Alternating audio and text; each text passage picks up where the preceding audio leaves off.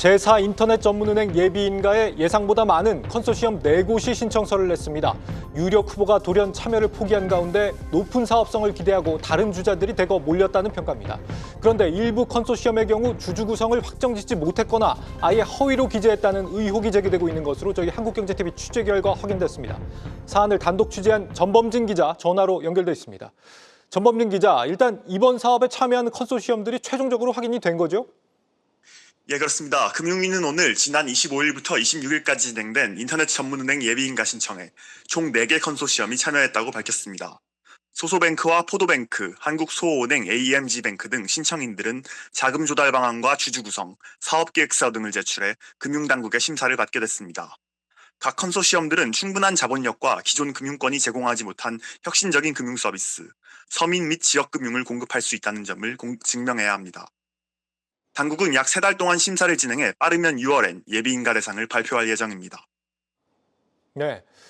자, 그런데 이 정 기자, 이 취재 결과 이 일부 컨소시엄에서 주주 구성에 석연찮은 부분들이 감지되고 있다라는 겁니다. 벌써부터 어느 정도는 유력 주자가 확인이 되겠군요.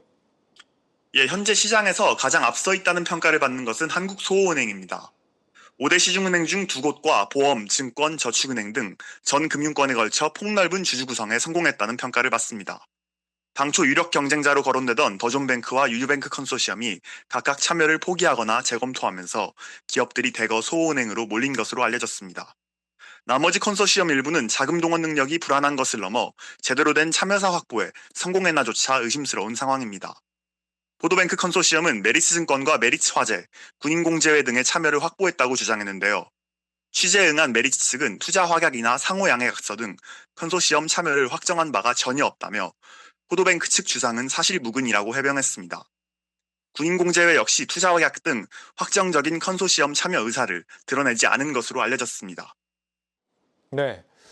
이 유력 컨소시엄들이 철회를 하다 보니까 인터넷 전문은행이 사업성이 떨어지는 거 아니냐 이런 의구심도 있었는데 말이죠. 이렇게 무리를 하면서까지 참여를 한다. 이 부분 어떻게 봐야 됩니까?